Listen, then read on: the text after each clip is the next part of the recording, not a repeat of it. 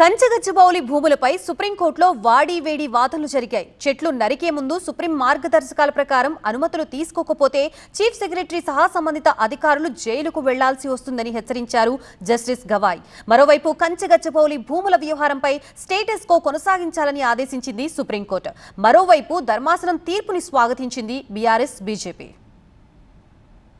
హైదరాబాద్లోని కంచగచ్చబౌలి భూముల వ్యవహారంపై సుప్రీంకోర్టులో విచారణ జరిగింది. చెట్లు కొట్టేసే ముందు 1996లో సుప్రీంకోర్టు ఇచ్చిన మార్గదర్శకాల ప్రకారం అనుమతులు తీసుకున్నారా లేదా స్పష్టంగా చెప్పాలని జస్టిస్ బీఆర్ గవాయ్ ప్రభుత్వ తరపు న్యాయవాదిని ప్రశ్నించారు. తెలంగాణలో వాల్టా చట్టం అమల్లో ఉందని, దాని ప్రకారం ప్రభుత్వం వ్యవహరించిందని అమికస్ క్యూరీ చెప్పారు.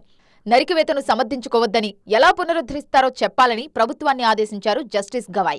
సీఈసీ నివేదిక ప్రకారం ప్రభుత్వం భూమిని అమ్మలేదని, మార్టిగేజ్ చేసిందని అమికస్ క్యూరీ ధర్మాసనానికి తెలిపారు. అయితే ల్యాండ్ను అమ్మారా, మార్టిగేజ్ చేశారా అన్న విషయం తనకు అనవసరమన్నారు జస్టిస్ బీఆర్ గవాయ్. చెట్లు నరికే ముందు అనుమతి తీసుకున్నారా లేదా అన్నది తమకు చెప్పాలన్నారు. అనుమతులు తీసుకోకుండా చెట్లు కొట్టివేసినట్లు తేలితే సీఎస్ సహా సంబంధిత అధికారులు జైలుకు వెళ్లాల్సి వస్తుందన్నారు జస్టిస్ గవాయ్. సుప్రీంకోర్టు ఇచ్చిన మార్గదర్శకాలకు విరుద్ధంగా వ్యవహరిస్తే చూస్తూ ఊరుకోబోమన్నారు.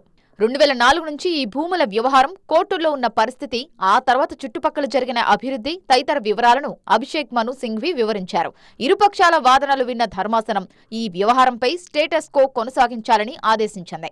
సీఈసీ నివేదికపై 4 వారాల్లో కౌంటర్ దాఖలు చేసేందుకు రాష్ట్ర ప్రభుత్వానికి సమయం ఇచ్చింది ధర్మాసనం. వన్యప్రాణుల రక్షణకు ఎలాంటి చర్యలు తీసుకుంటారో చెప్పాలని సూచించింది. తదుపరి విచారణను మే 15కు వాయిదా వేసింది సుప్రీంకోర్టు.